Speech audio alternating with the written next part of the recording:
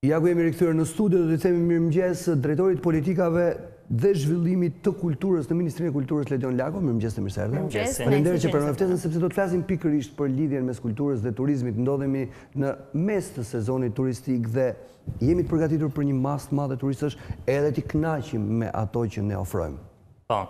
Në këtë kuadër, Ministria e Kulturës ka nxjerrë një udhëzim i cili i ka shkuar të gjithë institucioneve të varësisë dhe përcaktohet me pika sakt nga periudha 1 maj 2018 deri në 15 tetor 2018, ku përcaktohen sakt se si duhet të përshtatemi në kuadrin e turizmit kulturor për vitin 2018.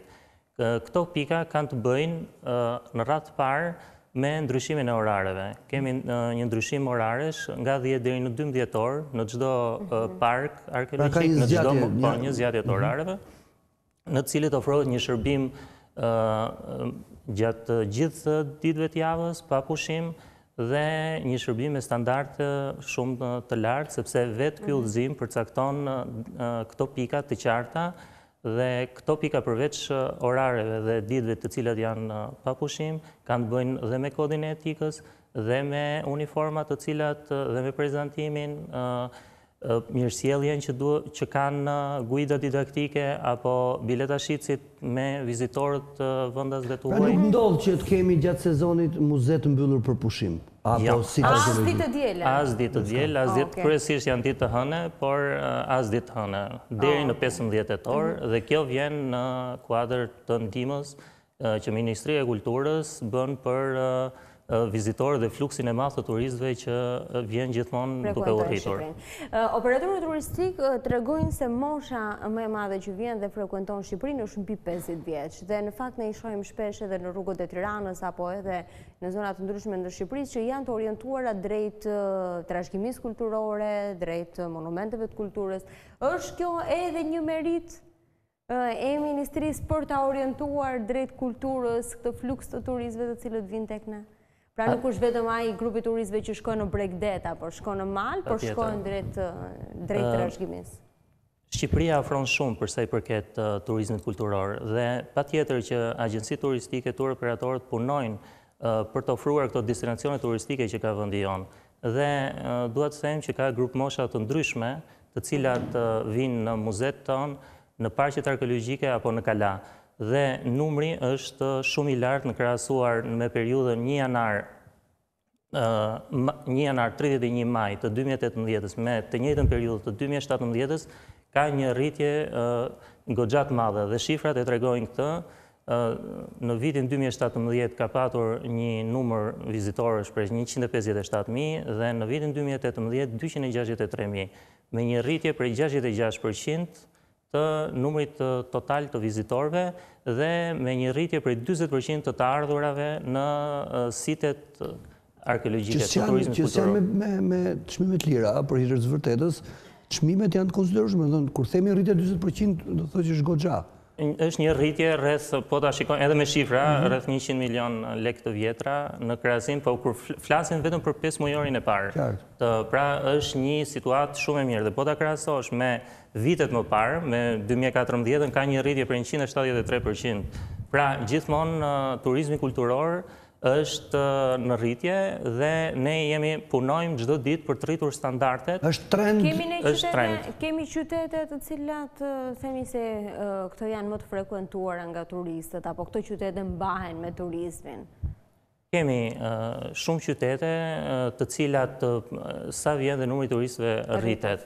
Këtë jo vetëm në qytetet bregdetare, siç ka qenë më parë, por tashmë kemi edhe qytetet tjera, siç janë qytetet e UNESCO-s, Gjirokastra, Berati, Kruja është një destinacion, gjithmonë ka qenë, por dhe Korça, Elbasani, pra ka qytetet e Veriut, Shkodra është bërë destinacion. Thethi, Valbona vazhdojnë. Patjetër. Pra sa vjen dhe Shqipëria po kthehet vërtet në një destinacion turistik. Gjen një huaj me lehtësi se ku të shkojë dhe çfarë të bëjë në ato ditë që ai ka vendosur të kalojë në Shqipëri, që edhe ta njoh sa më mirë keni përgatitur ju për shembull një hartë apo një kalendar apo se si shkohet, si janë rrugët e aksesit, se shpesh nuk gjejmë një sit, s'dim si të hyjmë atje për shembull. Pak më parë u shfaq kam përshtypjen manastiri Mesopotamit, po shkohet deri atje dikush që vjen dhe merr një makinë me qira, ditë shkojë e gjen. Patjetër, ne kemi punuar edhe për platformën digjitale GIS, ku janë të hedhura të gjitha monumentet, sitet, të cilat janë të aksesueshme dhe shkohet në këto monumente. Është e mundësueshme me koordinata? Është e mundësueshme.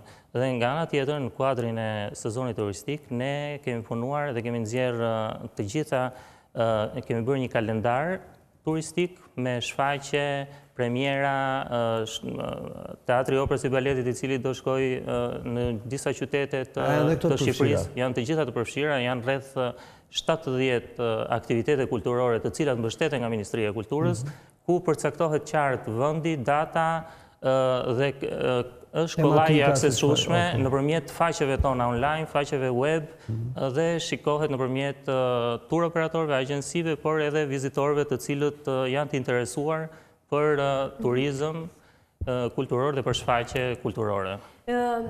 Dihet që në Shqipëri infrastruktura vazhdon të mbetet probleme dhe ne kujtohemi, pavarësisht se thuhet për shkak procedurave, që do të ndërtojmë rrugë gjithmonë sa herë ka nisur sezoni. Jemi në qershor, është le të themi se po shkojmë drejt pikut të sezonit turistik dhe ka kantiere kudo të hapura në të gjithë Shqipërinë. Ju pyesim para? Është e vërtet. Ju dëmton këto lloj punimi është në rrugë apo?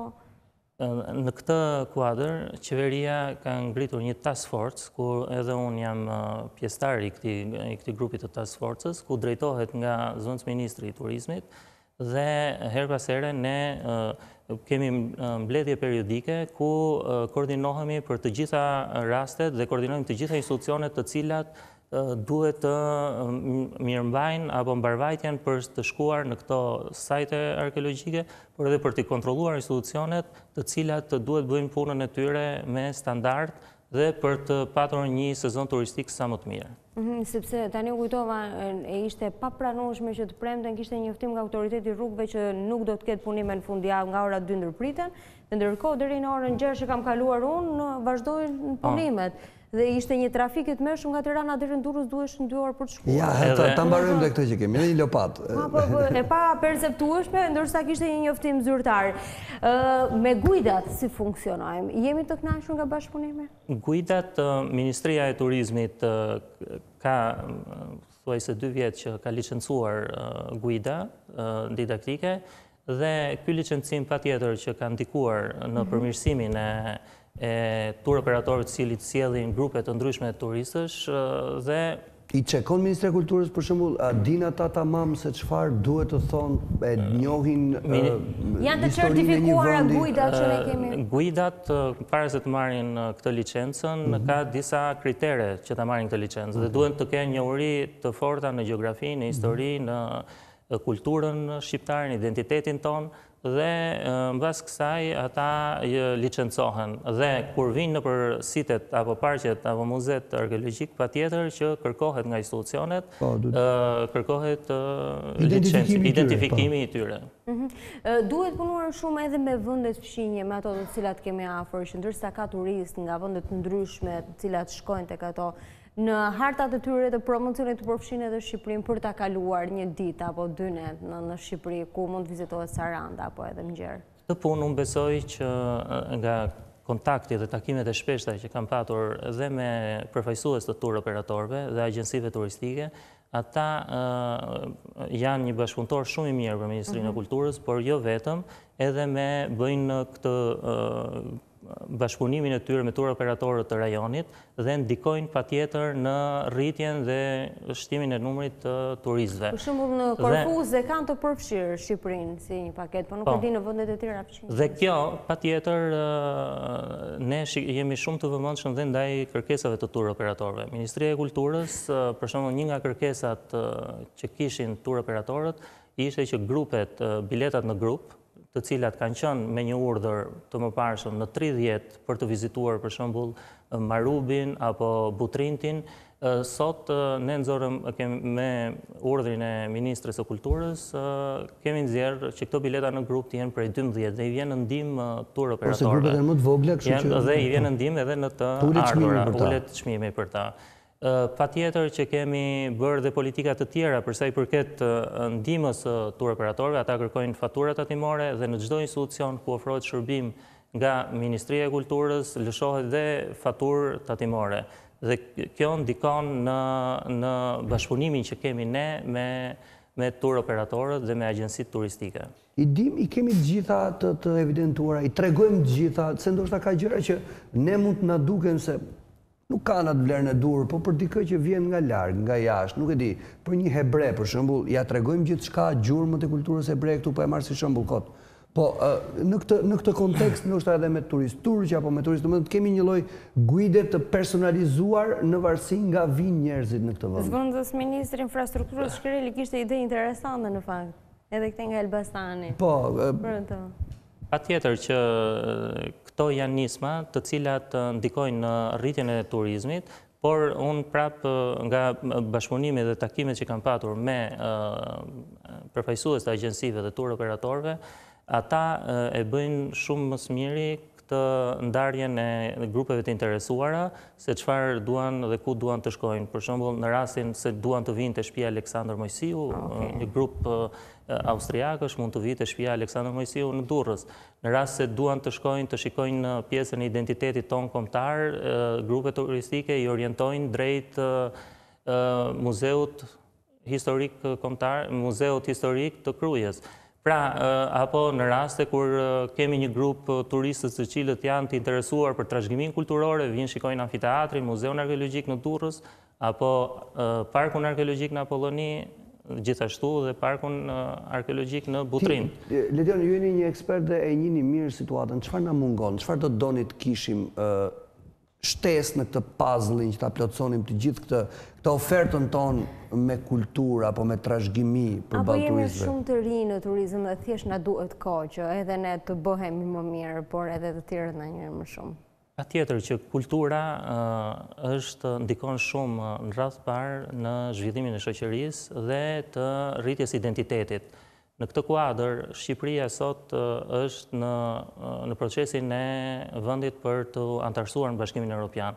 Dhe kultura ndikon në radhë të parë, e cila ndikon për zhvillimin e shoqërisë, e cila patjetër që duhet të njihet me vlerat, me pasuritë e saj të trashëgimisë kulturore, por nga ana tjetër, sfida e dytë është rritja ekonomike. Nëpërmjet kulturës, nëpërmjet artit, nëpërmjet trashëgimisë kulturore hapen vende të reja pune dhe këtë qytetarët shqiptarë kanë kuptuar dhe ka një përmirësim shumë të madh në ofertën tonë turistike.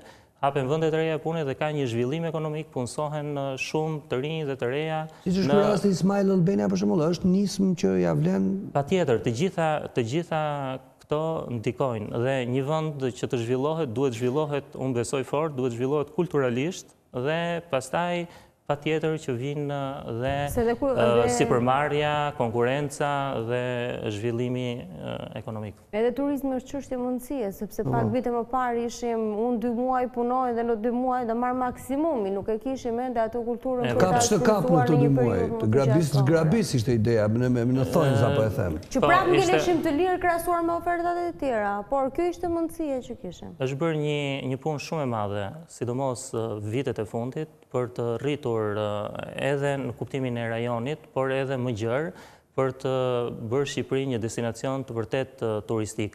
Por ne jemi të vetëdijshëm që ka ende shumë për të bërë në këtë drejtim. Dhe po punojmë që sa të arrisim standardin për të ofruar turistëve sa më shumë art, sa më shumë kulturë, sa më shumë parqe të mirëmbajtura mirë, të pastra.